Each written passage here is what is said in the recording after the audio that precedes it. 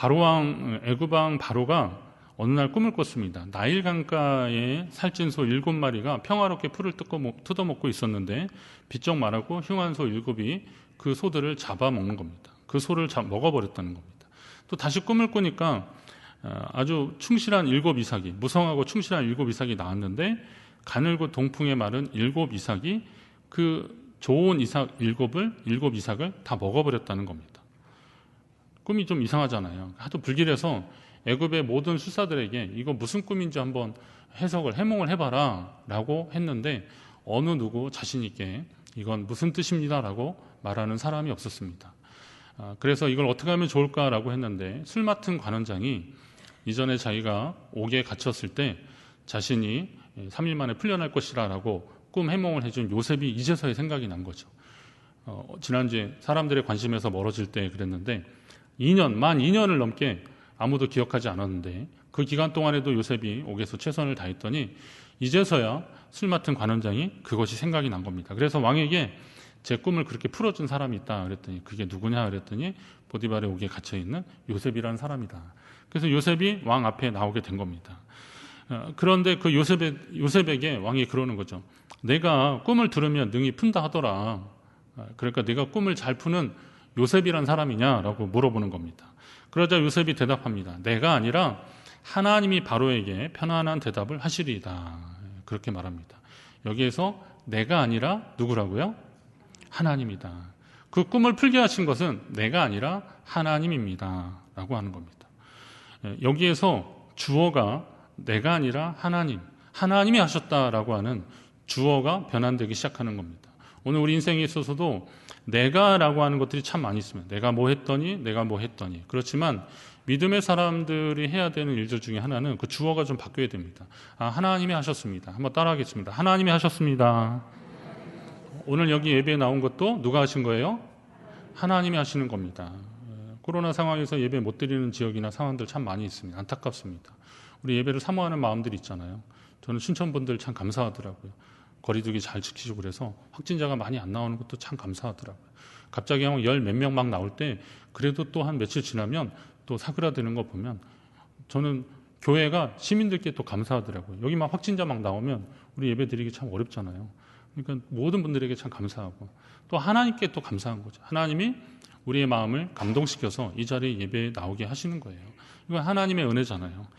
내가 막 죽으면 죽으리라는 믿음으로 내가 그냥 여기 나왔다 이거보다 하나님이 우리의 모든 여건들을 만들어서 우리로 하여금 예배하게 하셨다.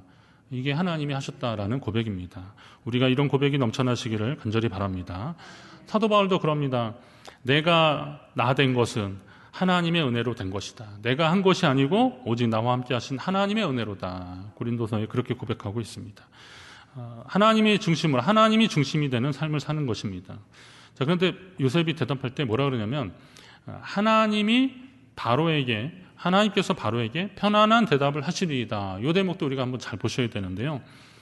보통은 왕의 비율을 좀 맞추려고 왕이 좀 살찐 소 이렇게 나오거나 풍성한 이상 나오고 그럴 때 그럼 왕의 덕입니다. 뭐 이래도 되는데 왕이 듣기 좋은 해석을 해주면 왕도 좋고 요셉도 그 일로 좀 이렇게 대접도 받고 그럴 수 있습니다. 근데 이 말을 잘못 해석하면 편안한 대답을 주시리이다, 편안한 대답을 하시리이다 그랬는데 이 편안함에 대한 의미를 우리가 잘 봐야 돼요. 그러니까 요셉이 왕이 듣기 편안한 이야기를 하려고 하나 보다. 근데 그게 아니라는 거예요. 요셉이 말했을 때 이 편안하다라고 해서 이 편안은 히브리어 샬롬인데 우리 샬롬 뜻 아시잖아요. 뭐 평안하다, 건강, 안전, 복지 뭐 이런 것들이 다 들어있는 좋은 말입니다. 근데 이 샬롬의 특징은 뭐냐면 하나님의 임재 가운데 나타나는 현상들이 샬롬입니다. 그러니까 하나님이 부재하면 이 샬롬은 경험할 수 없는 거예요. 결코 경험할 수 없는 겁니다. 구약의 교수님이 그런 얘기 하셨어요. 지금도 생각납니다. 구약에는 평화라는 의미의 샬롬이 있고 신약에는 평화라는 의미의 에이레나가 헬라어가 있는데 이 에이레나는 팍스 로마나 아십니까?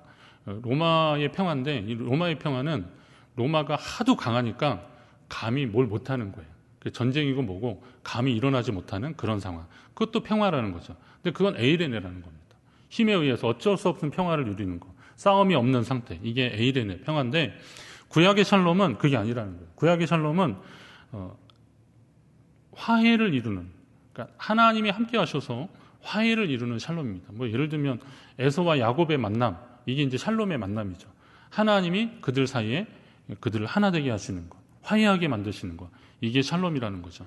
그러니까 이 샬롬은 하나님이 편안하게 하실 것이다. 이 샬롬은 하나님의 뜻대로 될 것입니다. 그러니까 하나님의 관점에서 편안인 거죠. 바로의 관점에서 편안함이 아니라 하나님의 관점에서의 샬롬이라는 겁니다. 여러분의 생애 가운데 여러분의 눈의 샬롬이 아니라 하나님의 관점에서 샬롬이 일어나시기를 주의 이름으로 축원합니다. 이건 뭐냐면 성도는 기쁠 때나 슬플 때나 주님 안에 있어야 한다는 거예요. 우리가 아이들한테는 편식하지 말라 그러면서 신앙의 편식을 하더라고요. 기분 좋을 때, 잘 될 때, 잘 되고 뭐가 이렇게 들어오고 그럴 때는 하나님이 나와 함께 하시는가 보다. 말씀도 들어가도 복을 받고 나가도 복을 받는데 내가 연초에 이 말씀을 뽑았더니 이게 내 삶이 그대로 이루어지는구나. 그래서 하나님을 자랑하고 그러는데 그러다가 갑자기 어려워지고 힘들어지면 뭐라 그래요? 하나님이 나한테 좀 마음이 멀어지셨나 자꾸 그러는 거죠. 성경도 좀 읽고 싶은 책이 딱 있는 건데 이번에 그 성경 일독 다 하신 분들 한번 읽었을 때 마지막 장 딱 덮을 때 어떤 마음이 듭니까? 끝났구나. 다 읽었구나. 그런 내가 하나님의 말씀을 처음부터 끝까지 다 읽었구나 라고 하는 그런 마음들 있잖아요. 물론 우리가 읽기 힘든 부분들도 있지만 그런 부분들을 다 읽었다고 하는 뿌듯함들이 있어요. 하나님을 모든 상황 속에서 감사하며 하나님 앞에 믿음으로 나가는 것도 이건 정말 감사한 일들입니다. 전에 제자훈련 하면서 어느 항공사에 계셨던 장로님이 그런 말씀 하시더라고요. 목사님, 우리가 순풍에 돛단 얘기 하잖아요. 그런데 배는 순풍을 만나면 빨리 가는데 그런데 비행기는 앞바람을 만나야지 뒷바람을 잘못 만나면 주저앉는다는 거예요. 그래서 무슨 말인가 했더니 앞바람을 만나면 이렇게 비행기가 이렇게 양력을 받아서 이렇게 다 뜨게 되거나 조절이 되는데 비행기가 이렇게 뒷바람을 만나면 이건 통제가 안 된다는 거예요. 그러니까 아까 만난 그것도 돌풍에 뒤에서 확 치면 아까 비행기에서 뚝뚝 떨어지잖아요. 그게 그래서 되는 거라는 거죠. 그럼 우리 인생 가운데 있어서 고난 가운데 우리가 보통은 잘 될 때는 그냥 아무 문제 없는 것 같지만 사실은 이때 교만하지 말고 하나님께 더 가까이 돼야 되는 거고, 그리고 맞바람을 맞을 때도 이때가 우리가 잘하면 더 위로 올라갈 수 있는, 물론 이제 추진력은 좀 더 필요해야 되죠. 추진력은 엔진의 힘은 더 필요하지만 그러나 이때 잘 만나면 더 위로 올라갈 수 있는 그런 계기가 된다는 거예요. 그러니까 인생 가운데 기쁠 때나 슬플 때나 주님과 함께 동행해야 되는 것이 바로 이런 거고요. 샬롬이라는 것도, 이 편안함이라는 것이 내가 중심인 편안함이 아니라 하나님이 중심이 되는 편안함이 되셔야 한다는 거예요. 다윗이 그런 기도합니다. 내가 여호와를 항상 내 앞에 모심이요 그랬습니다. 내가 항상 여호와를 내 앞에 모심이요 그가 나의 오른쪽에 계심으로 내가 흔들리지 아니하리로다. 시편 16편에 그런 고백합니다. 근데 여기서 제가 주목한 단어는 항상입니다. 언제나, 기쁠 때나 슬플 때나 잘 될 때나 어려울 때나 항상 주님을 내 앞에 모시겠다라고 하는 것이 다윗의 고백이었기 때문에 그가 압살롬이나 이런 반역에 의해서 쫓겨날 때도 하나님의 의를 구하고 믿음으로 살았던 겁니다. 사울에게 그렇게 쫓겨날 때도 믿음의 의를 지키려고 노력하고 하나님 중심으로 살았던 것입니다. 항상 있었던 겁니다. 변함없는 하나님의 은혜와 사랑 가운데 그 평강하는 데 거하는 여러분 되시기를 간절히 바랍니다. 그러면 이제 전하는 사람도, 저도 이제 말씀을 전하는 사람으로서는 그런 거죠. 상황의 유불리에 따라서 말씀을 가감하는 것이 아니라 하나님의 말씀을 그대로 전할 사명이 저한테 있다. 그런 마음이 있습니다. 요셉이 가감없이 하나님의 말씀을 전하니까 바로 왕이 감동이 되더라고요. 근데 가감없이 전했다는 게 그냥 들으면 좋은 말 같지만 요셉은 이건 사실 생명을 걸고 하는 얘기입니다. 왜냐하면 7년 풍년이 들 것입니다. 이거는 왕에게 듣기 되게 좋은 말입니다. 그 당시는 신탁 정치를 하는 때 왕은 신탁을 받는 사람이에요. 뭐 제사장이나 이런 사람들도 있겠지만 신정 정치, 그러니까 하나님이 그 왕을 세워서 거기서 이제 하나님이 아니지, 신이 왕을 세워서 그 왕이 나라를 통치한다라고 생각하는 겁니다. 그럼 나라가 잘 되면 뭐예요? 그 신이 이 왕을 기뻐하는 거고 왕이 신 앞에 잘 되는 겁니다. 그러니까 뭐 가뭄이 들고 막 그러면 왕들이 가서 막 기우제를 막 드리고 그러잖아요. 예. 그 아합 왕 때 3년 6개월 비가 안 오니까 아합이 얼마나 애가 탔어요. 그래서 어떻게든 이거 해보려고 그러잖아요. 그 악한 왕도 그러는데, 그러면 이건 뭐냐면 풍년이라는 말은 왕이 그 신에게 합당하다, 마음에 드는 일을 했다라는 것인데, 대신에 흉년을 이야기를 하면 왕이 잘못하고 있다라는 것을 직언하는 거거든요. 그럼 이런 이야기를 듣고 마음 좋아할 왕이 어디 있겠어요? 그런데 요셉이 그걸 가감없이 전하는 거예요. 그러니까 대비하시라 그러는 거죠. 결론 이제 대비하라는 건데, 이런 이야기를 할 때 이 가감없이 전하는 요셉의 모습을 보고 왕이 그를 인정하기 시작하는 겁니다. 그리고 요셉은 꿈만 풀어준 것이 아니라 대비책도 얘기하잖아요. 명철하고 지혜 있는 사람을 택해서 애굽을 다스리게 하라고 33절에 그렇게 이야기합니다. 저는 이 대목을 보면서 그런 마음이 드는 거예요. 하나님은 길을 여시는 분이시다. 할렐루야. 하나님이 길을 여시는 분이시더라고요. 그리고 길이 없으면 길을 만드시는 하나님. 하나님은 길을 만드시더라고요. 이스라엘 백성들이 하나님을 의지하며 애굽을 나왔지만 그들 앞에 홍해가 가로막혔을 때 하나님은 그 바다 가운데에 길을 내주시더라고요. 하나님을 의지하는 자는 바다 가운데 난 길을 육지같이 걸어가게 돼요. 마른 땅을 걸어가듯이 그렇게 걸어가게 하시더라고요. 길을 만드시는 하나님. 시편 85편에 보면 포로된 자들을 돌아오게 하실 때도 의가 주의 앞에 앞서가며 주의 길을 닦으리로다, 이런 표현이 나옵니다. 주님 앞에 하나님이 앞서가게 하시면서 그 길을 닦게 하셔서 길을 만들어 주시는 분이 하나님이시라는 거예요. 믿음의 사람들은 그 길을 가는 사람들인 겁니다. 그런데 악인은 하나님이 길을 만들어 주심에도 불구하고 그 길을 굽은 길로 만들어버리는 그런 사람들이 잘못된 사람들인 거죠. 잘 보세요. 이사야 59장에 보면 그들은 평강의 길을 알지 못하며 그들이 행하는 곳에는 정의가 없으며 굽은 길을 스스로 만드나니 그랬습니다. 굽은 길을 스스로 만드는 사람들. 그러니 이 길을 밟는 자는 평강은 알지도 못하는 사람들이 되고 만다는 거예요. 이사야 59장 말씀을 한번 잘 새겨보세요. 하나님은 길을 만드시는 분이요, 길을 여시고 길을 만드시는 분이고, 하나님을 의지하는 자는 그 길을 걸어가게 되어 있는데, 그러나 악인은, 하나님께서 멀어진 사람은 하나님이 만들어주신 길도 굽게 만든다는 거예요. 하나님의 말씀을 통해서 우리에게 허락하여 주시고 그 말씀대로 살아갔을 때 하나님의 형통의 대로를, 그러니까 주님이 사랑하시는 자는, 주를 사랑한 자는 그 마음에 시온의 대로가 있는 자라고 그러는데, 이 시온의 대로라는 게 하나님 주신 형통의 길을 걷는 사람들인데, 이게 무슨 복을 꼭 받아서 형통의 길을 걷는다라기보다는 주를 의지하니까 어려울 때나 잘 될 때나 형통할 때나 하나님 의지하고 믿음으로 나가니까 주의 길을 가는 거고, 그게 하나님의 관점에서 보면 이게 샬롬의 길, 시온의 대로가 되는 거잖아요. 그런데 하나님을 의지하지 않는 사람들, 주님을 온전히 신뢰하지 않는 사람들은 길을 만들어주시는 그 길을 가면서도 일부러 굽은 길이 돼버리게 만드는 거예요. 여러분, 하나님의 말씀을 듣고 여러분의 길이 시온의 대로가 되시기를 주의 이름으로 축원합니다. 그렇게 하도록 힘쓰십시오. 사모하십시오. 하나님, 제 마음이 굽어지지 않게 해달라고 기도하십시오.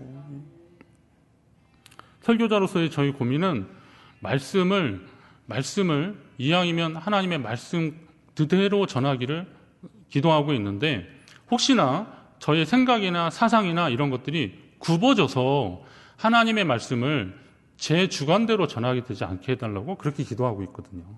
아까 말씀드린 대로 저를 위해서 기도하실 때는 그런 대목도 기도하셔야 돼요.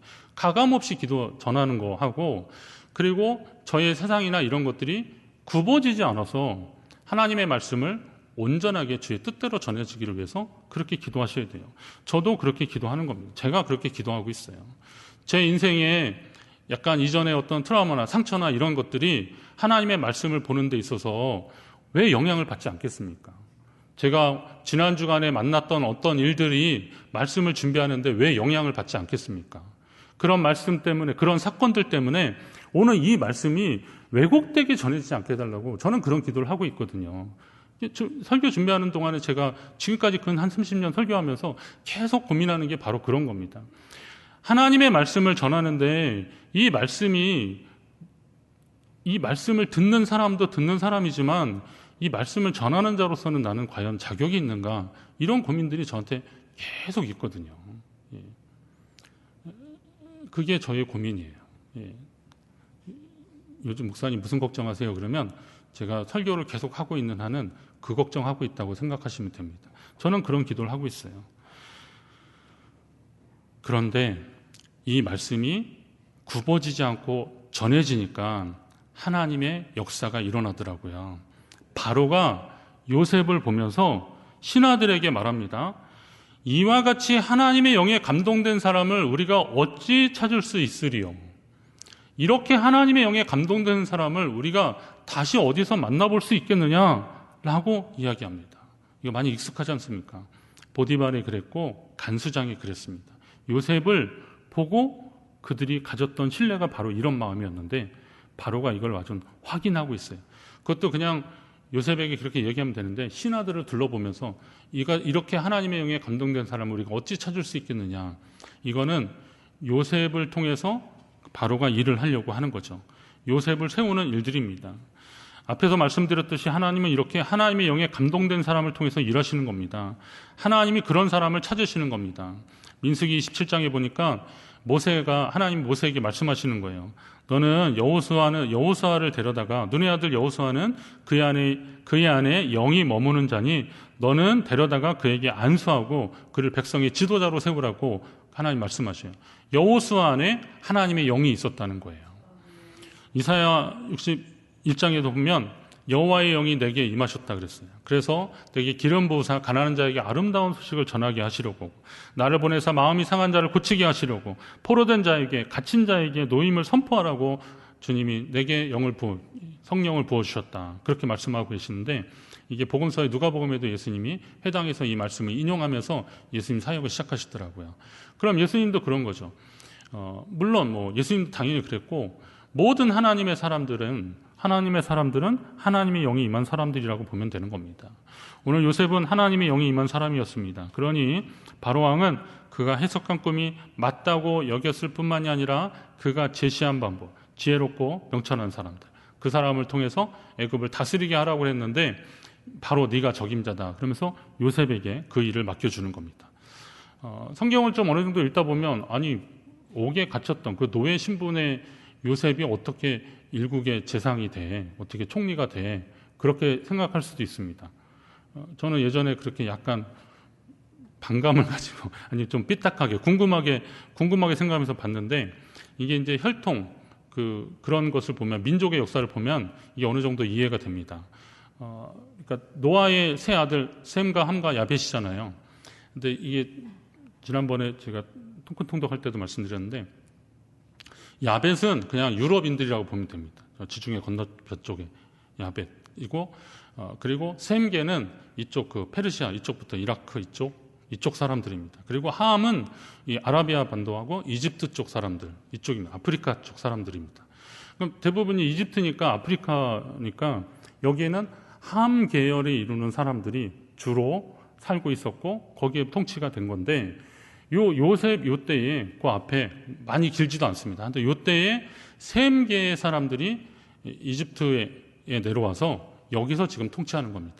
요때의 왕조를 힉소스 왕조라 그러는데 이 힉소스라는 말 자체가 다른 나라에서 왔다, 이방 사람들이다, 이런 표현입니다. 요때입니다. 그러니까 비록 요셉이 하인이라도 노예라도 이 사람이 셈계 사람이라는 것을 바로 왕은 알았고, 그러면 그에게 그 일을 맡겨도 하나님의 영이 감동되는 또 셈계 사람이니까 정치적인 요인도 있고 그에게 믿음의 요인도 있으니까 하나님이 그로 하여금 총리가 되게 하셨고, 요거는 이제 좀 나중에 말씀을 나오지만 이스라엘이라고 하는 민족을 이루는 데 있어서 이게 발판이 되었던 겁니다. 그래서 하나님이 요셉을 사용하시더라고요. 그런 사람 또 없습니까? 영화에 보면 비행기 승무원이 기내 방송이 나오잖아요. 기내에 응급환자 발생했습니다. 승객 중에 혹시 의사분이 계시면 좀 도와달라고. 이 설교 준비했는데 우리 의사 선생님이 여기 계셔서 그거 아십니까? 지난주에 제가 홍반장 설교했는데요. TV에서 홍반장 관련된 드라마 하더라고요. 그래서 이럴 수가 제가 그랬어요. 재밌었어요. 근데 그러면 이제 막 꼭 그 비행기에는 그런 의사분이 한 분이 정도는 있어서 그 응급처치에서 사람을 살리는 그런 것을 보게 됩니다. 우리가 사는 세상에서 꼭 필요한 사람을 하나 꼽으라면 여러분은 어떤 사람을 추천하시겠습니까? 병을 치료하는 의사도 필요합니다. 또 보니까 먹거리를 책임지는 농부 꼭 필요합니다. 우리가 뭐 2차 산업, 3차 산업, 요즘 뭐 4차 산업 뭐 계속 얘기 나와도요. 사실은 이 1차 산업이 꼭 필요한 부분들입니다. 이거 흔들리면, 이 먹거리 주권이 흔들리면 정말 큰일 납니다. 이거 참 필요하죠. 집을 짓는 사람도 필요합니다. 여러분 겨울에 한번 한 데서 잔다고 생각을 해보세요. 집 짓는 사람 필요하죠. 또 옷도 이렇게 잘 입고 오셨는데 옷을 만드는 사람 다 필요합니다. 의식주 문제 다 중요합니다. 그러나 성경은 우리에게 먼저 구해야 되는 것들에 대해서 말씀하시면서 우리 옆에 어떤 사람이 있어야 되는지를 다시 한번 말씀해주고 확인해주고 있는데, 우리가 잘 아는 마태복음 6장에 보니까 너희는 먼저 그의 나라와 그의 의를 구하라 라고 말씀하고 있어요. 그의 나라와 그의 의를 구하라. 주님이 진심으로 말씀하고 있어요. 믿는 자들에게 정말 필요한 것은 하나님의 나라와 그의 의를 구하는 태도. 또 그렇게 말씀하고 그렇게 말씀을 이해하고 우리 주변을 살펴보면 우리 눈에 들어오는 것들이 있습니다. 여러분은 요즘 어떤 데 더 관심이 많으십니까? 살면서 우리가 관심을 가져야 되는 대상들이 참 많습니다. 그러나 끝까지 놓치지 말아야 되는 것. 우리가 관심을 갖는 것들이 많이 있잖아요. 뭐 요즘 가상화폐 전문 사람들 사이에서 가상화폐 관심 있다니까 꼭 가상화폐 관심 있을 수 있고, 또 요즘 뭐에 관심 있다 그러면 그게 또 확 뜰 수도 있습니다. 요즘 부동산 문제가 관심 있으니까 모이면 뭐 부동산 얘기도 할 수도 있고 그렇습니다. 어떤 사람은 뭐 주식 얘기도 할 수도 있습니다. 그런데 여러분이 요즘 만나는 사람이 만날 때마다 가상화폐 얘기하고 만날 때마다 주식 얘기하고 그러면 죄송하지만 그분하고의 만남은 약간 좀 소홀히 하십시오. 뭐 3번 만났고 1번만 만나시고 그러십시오. 왜냐하면 여러분의 인생 가운데 그런 것들이 유익이 되긴 하지만, 그러나 분명히 말씀의 근거에서 보면 그거보다 더 귀한 것들이 우리 삶 가운데 있는데, 그런 이야기를 나누고 듣고 그리고 신경 쓰느라 정말 하나님이 우리에게 원하시는 정말 필요한 것들을 놓쳐버리는 그런 경우들이 있다는 겁니다. 이거는 우리가 평생도록 가져야 되는데, 그의 나라와 그의 의를 구하는 것은 내가 젊었을 때만 가져야 되는 생각이 아니라는 거예요. 내가 젊었을 때 몸으로 할 수 있는 일들이 있잖아요.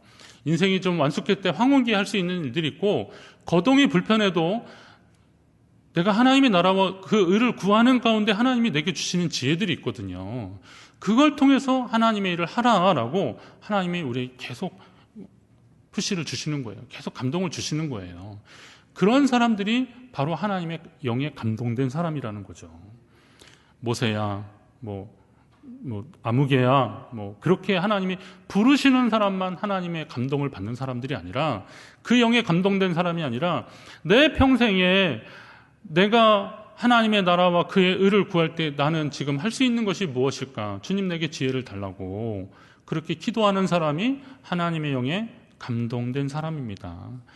저와 여러분이 그런 사람 되시기를 주의 이름으로 축원합니다. 처음에는 제가 그런 사람들이 제 주변에 어디 있는지 한번 자꾸 봤고요. 가서 말씀 나눴고 기도하고 그렇게 하면서 기도해 주세요. 그리고 그랬는데 그 모임도 참 좋았어요. 그런데 계속 그렇게 하다 보니까 놓쳐버린 게 있더라고요. 하나님이 저를 향한 뜻은 무엇인가라는 부분을 자꾸 놓쳐버리더라고요. 그래서 그런 사람을 찾기만 할 것이 아니라, 주님 부족하지만 제가 그런 사람 되길 원합니다. 좀 용기 있게 하나님 앞에 그렇게 기도하는 것도 꼭 필요한 일입니다. 하나님은 이렇게 우리를 통해서 일하실 겁니다. 사람이 하나님의 방법입니다. 그러면 그 사람이 누구겠습니까? 바로 저와 여러분이 되기를 주의 이름으로 축원합니다. 사람이 하나님의 방법인데 하나님의 영에 감동된 사람을 통해서 하나님이 일하십니다. 이왕이면 저와 여러분이 하나님의 영에 감동된 사람, 끝까지 하나님의 나라 그 의를 구하면서 믿음으로 하나님 앞에 지혜 구하고, 그리고 주시는 감동을 통해서 믿음으로 행하면서 하나님의 뜻을 이루어드리는 믿음의 사람, 선한 영향력을 끼쳐가며 믿음의 선한 영향을 끼치면서 살아가는 저와 여러분 되시기를 간절히 바랍니다.